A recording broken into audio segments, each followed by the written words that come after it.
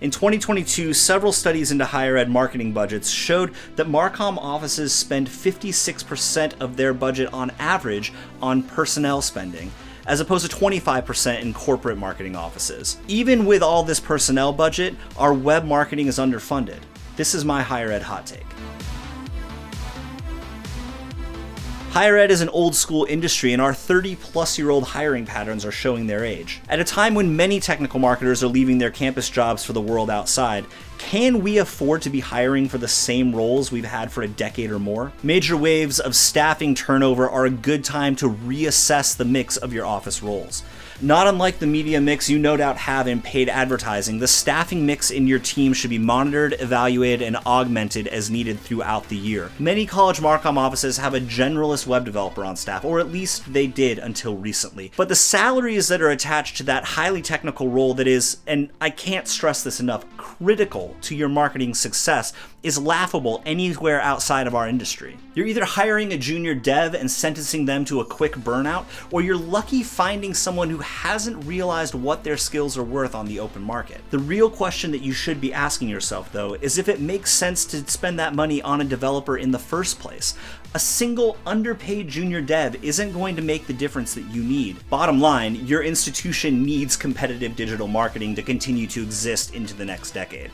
Market shifts, the rise of remote work, and competition from corporate edtech should have you feeling some urgency, and hiring more low-paid positions isn't going to cut it anymore. For an in-house team to make you competitive, Bravery Media suggests a digital strategy team made up of, at a minimum, a digital marketing strategist, a product manager, 2 content strategists that can write, a dedicated web designer that can do UX research, a front-end developer, at least 1 back-end developer depending on your tech stack, at least 1 data analytics manager to manage A/B testing, analytics platforms to work with your CRM, a social media community manager, a digital media producer, and an accessibility engineer. Using median salary data from 2023, the pay for these positions to be competitive should range from about $70,000 to $130,000 per year, honestly. In just the past few weeks, I saw a job posting for a specialized web designer with development chops for less than $55,000 a year.